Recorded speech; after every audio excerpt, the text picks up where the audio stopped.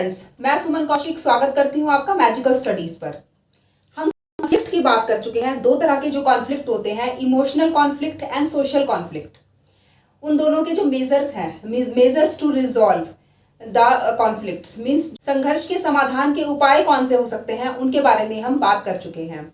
आज हम conflict theory के बारे में बात कर रहे हैं। कॉन्फ्लिक्ट थ्योरी या संघर्ष सिद्धांत, ये जो संघर्ष सिद्धांत था, सबसे पहले कार्ल मार्क्स ने उसके बारे में बात की। कार्ल मार्क्स का नाम जो है वो, जैसे ही कॉन्फ्लिक्ट थ्योरी का हम नाम लेते हैं, कार्ल मार्क्स का नाम हमारे सामने आ जाता है। अब ये जो कार्ल मार्क्स थे, इस थ्योरी को कॉन्फ्लिक्ट थ्योरी या हम मार्क्सिज्म भी कह सकते हैं। मार्क्सिज्म जो है वो भी कार्ल मार्क्स कॉन्फ्लिक्ट थ्योरी के बारे में ही बताता है। इन्होंने दो तरह के वर्गों की बात की है, that is capitalist and working class की बात की है। अब ये दोनों जो क्लासेस हैं वो कार्ल मार्क्स की कॉन्फ्लिक्ट थ्योरी में देखने को मिलता है। और ये जो कार्ल मार्क्स की जो ये थ्योरी थी, ये कॉन्फ्लिक्ट जो थ्योरी है, ये स्ट्रक्चरल फंक्शनलिज्म को अपोज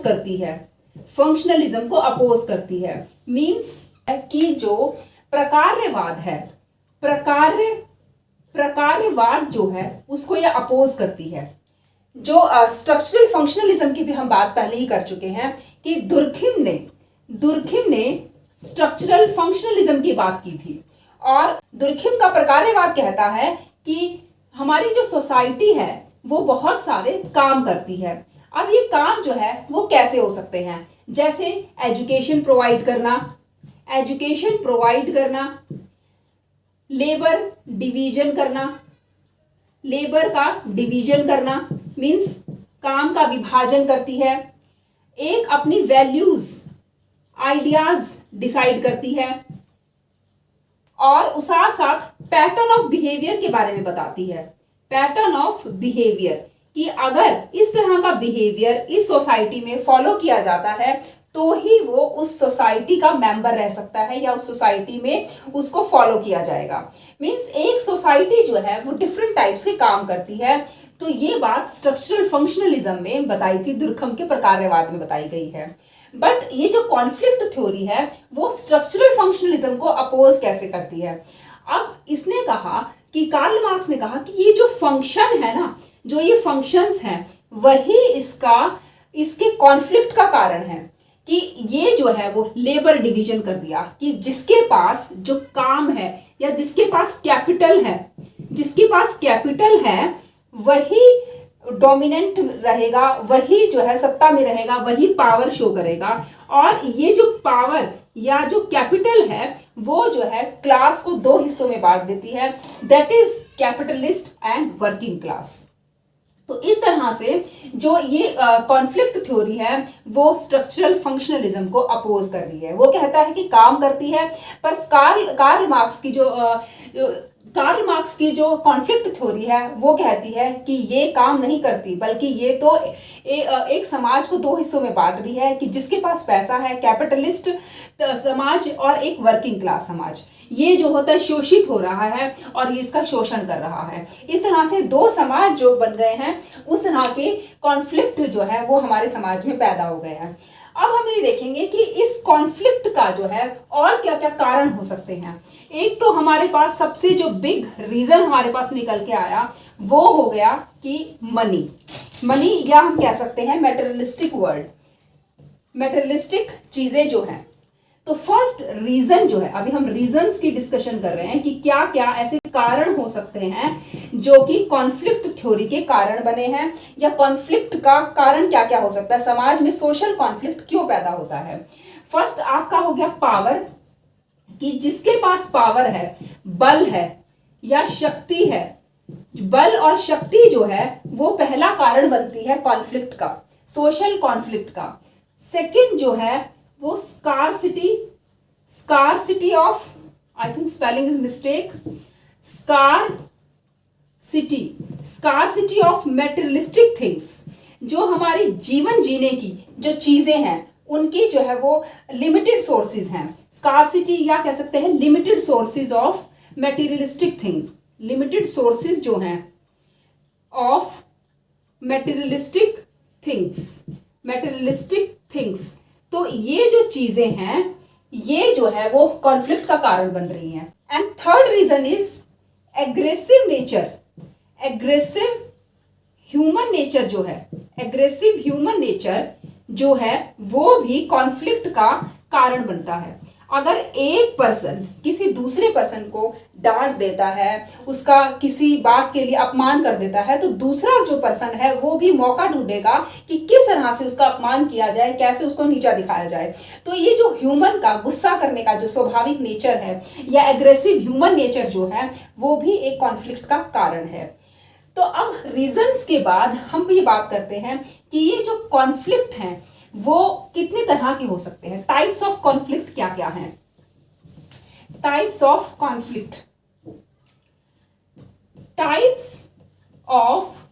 कॉन्फ्लिक्ट देखो, टाइप्स ऑफ कॉन्फ्लिक्ट में हम बात कर सकते हैं। फर्स्ट जो कॉन्फ्लिक्ट का कैटेगरी है that is direct and indirect.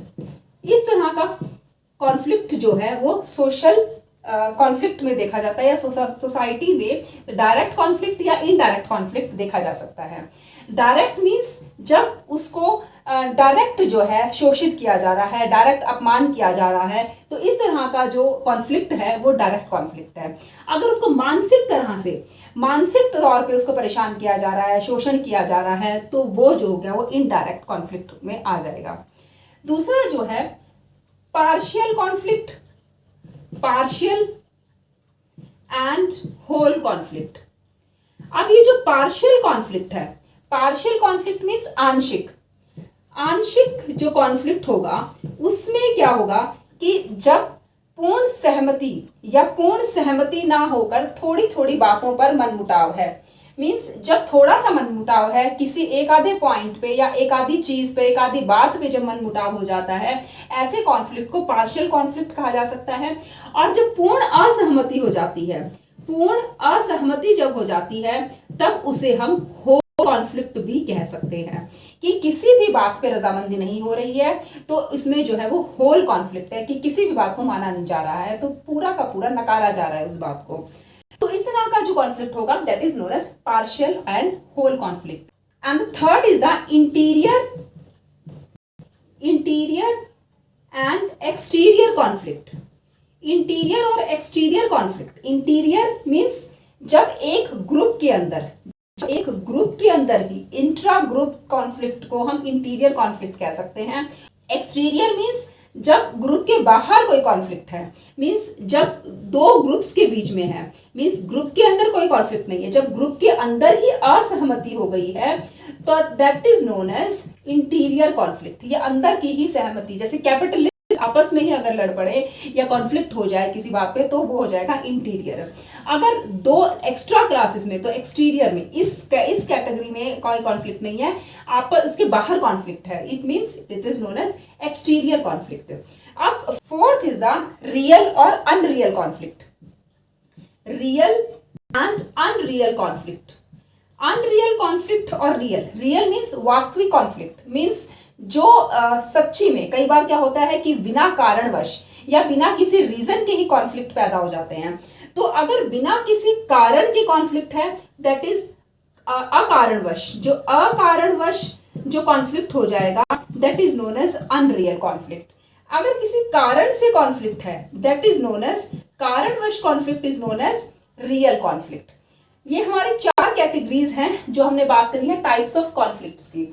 अब डायरेक्ट और indirect, partial and whole, interior, exterior and real and unreal, ये चार तरह की कैटेगरीज की हमने बात की कॉन्फ्लिक्ट में। अब हम बात करते हैं कि अगर कॉन्फ्लिक्ट का रिजल्ट क्या होगा, मींस जब कॉन्फ्लिक्ट जो है वो कॉन्टिन्यूअसली दो सोसाइटीज के बीच में या दो क्लासेस के बीच में अगर कॉन्फ्लिक्ट है तो उसका क्या रिजल्ट होगा। तो हम रिजल्ट की बात करते हैं या किसी परिणाम की बात करते हैं कि जब सोसाइटीज में, क्लासेस में जब कॉन्फ्लिक्ट रहेगा तो उसका रिजल्ट या परिणाम क्या होगा।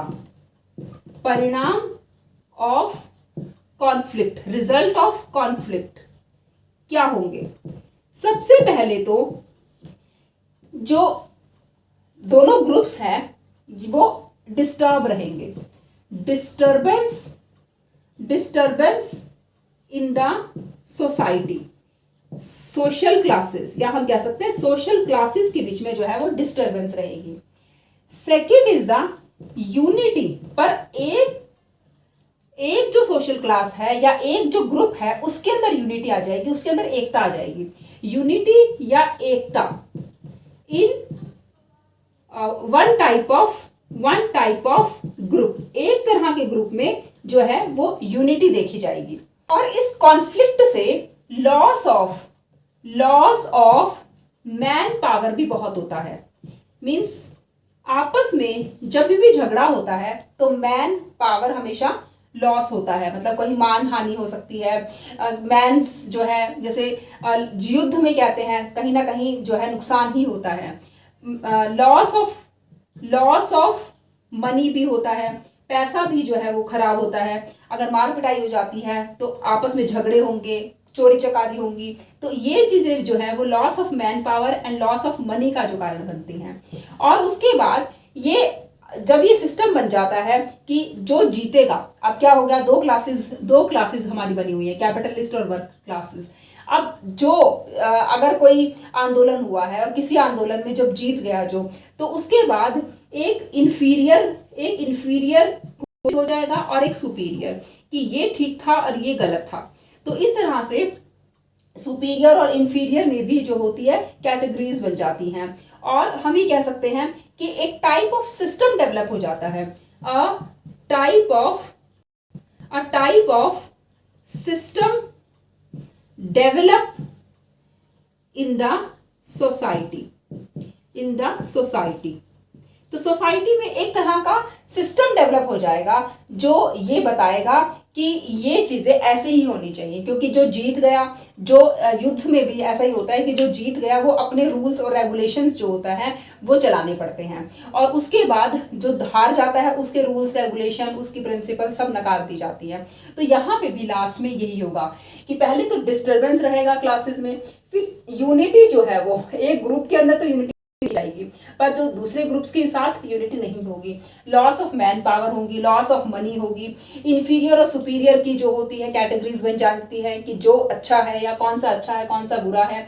और एक उसके बाद जब संघर्ष खत्म हो जाता है उसके बाद एक टाइप ऑफ सिस्टम डेवलप हो जाएगा कि इस तरह के प्रिंसिपल्स और इस तरह के जो रूल्स रेगुलेशंस हैं वो फॉलो किए जाने चाहिए। अब कॉन्फ्लिक्ट होने के लिए क्या क्या कारण, मतलब क्या क्या होने चाहिए, क्या क्या कंडीशंस क्या क्या है कॉन्फ्लिक्शन के लिए। कॉन्फ्लिक्ट के लिए कंडीशंस कौन कौन सी होनी चाहिए, तो हम बात करते हैं कंडीशंस की। कंडीशंस ऑफ कॉन्फ्लिक्ट की कंडीशंस के लिए सबसे पहले कि प्रेजेंस ऑफ 2 और मोर ग्रुप्स जरूरी है। प्रेजेंस ऑफ 2 और मोर ग्रुप्स, प्रेजेंस होना जरूरी है। हम ये कह सकते हैं कि कॉन्शियसली ही ये कॉन्फ्लिक्ट की जो लड़ाई है वो कॉन्शियसली, मतलब प्रेजेंस होना भी, एक माइंड का कॉन्शियस होना भी जरूरी है। ये बातें जो अगर कॉन्शियस माइंड से ही लड़ी जाती हैं या कॉन्फ्लिक्ट माइंड से ही, जब माइंड के अंदर कॉन्शियसनेस होती है तभी कॉन्फ्लिक्शन पैदा होते हैं। जब ज्यादा जागरूक होते हैं हम अपने अधिकारों के लिए, तो कॉन्शियस होना भी जो है वो बहुत जरूरी है कॉन्फ्लिक्ट होने के लिए। It is universal process, it is universal, ये जो है एक यूनिवर्सल प्रोसेस है,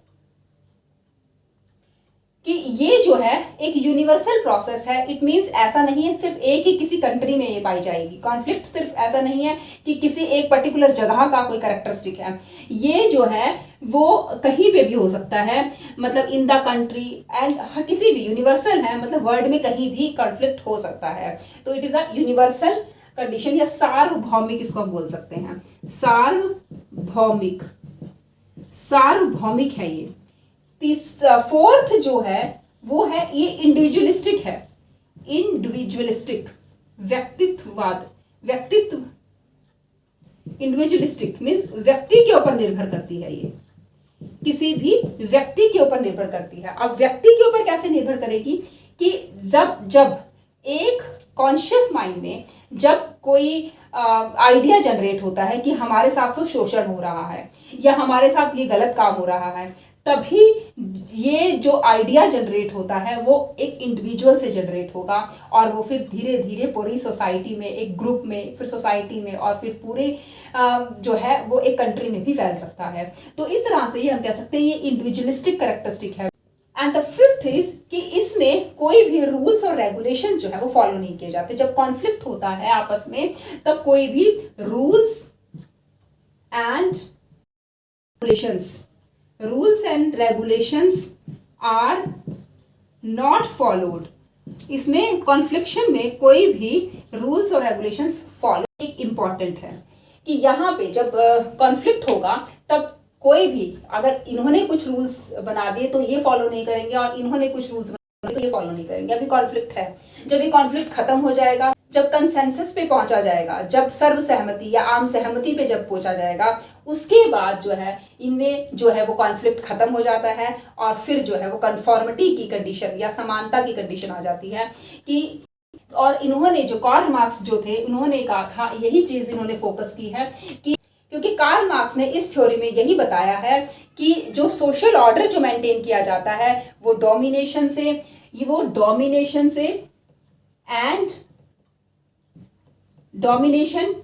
एंड पावर से फॉलो किया जाता है। बट इसका जो मेन बेस है, जो बेस होना चाहिए वो क्या होना चाहिए? कंसेंसस एंड कॉन्फॉर्मिटी जो है वो उसका बेस होना चाहिए। मीन्स सर्व सहमति से, समानता से डिसीजन लिए जाने चाहिए, सबके अधिकारों का ध्यान रखना चाहिए और किसी को भी जो है क्लासेस में डिवाइड करके नहीं देखना चाहिए। अब कर लेते हैं कि इसके फेवर में कौन कौन थे। अब उन्होंने अपनी बात रखी, कार्ल मार्क्स ने अपनी कॉन्फ्लिक्ट थ्योरी दी, अपने उसमें बात रखी। इन्होंने एक बुक भी लिखी थी, कार्ल मार्क्स ने अपनी ये सारी बातें रखी थी अपनी एक बुक में, दैट इज कम्युनिस्ट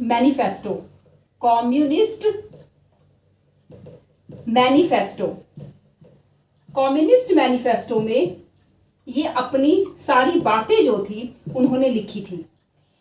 उन्होंने लिखा कि अब जब तुम वर्किंग क्लास में हो, शोषित क्लास में हो, तब अब तुम्हें अपने अधिकार के लिए लड़ना चाहिए और लड़ने के लिए तुम खड़े हो और तुम्हारे पास खोने के लिए कुछ नहीं है, सिर्फ ये जंजीरें हैं जो पैरों में पड़ी हुई हैं। इन जंजीरों में तुम जकड़े हुए हो, उन जंजीरों से छुटकारा ही मिलेगा और इसी के लिए तुम्हें अपनी आवाज उठानी पड़ेगी। तो ये कम्युनिस्ट मैनिफेस्टो में कार्ल मार्क्स ने अपनी एक बुक में बताया था। अब जो हर्बर्ट स्पेंसर हैं, अब हम हर्बर्ट स्पेंसर की बात करेंगे कि जो हर्बर्ट स्पेंसर जो थे, इन्होंने कहा कि जो कॉन्फ्लिक्ट है या जो कॉन्फ्लिक्ट थ्योरी है ये इंपॉर्टेंट है, it is very important for the development. इन्होंने जो डार्विन की सर्वाइवल ऑफ फिटेस्ट थ्योरी थी, डार्विन की जो सर्वाइवल ऑफ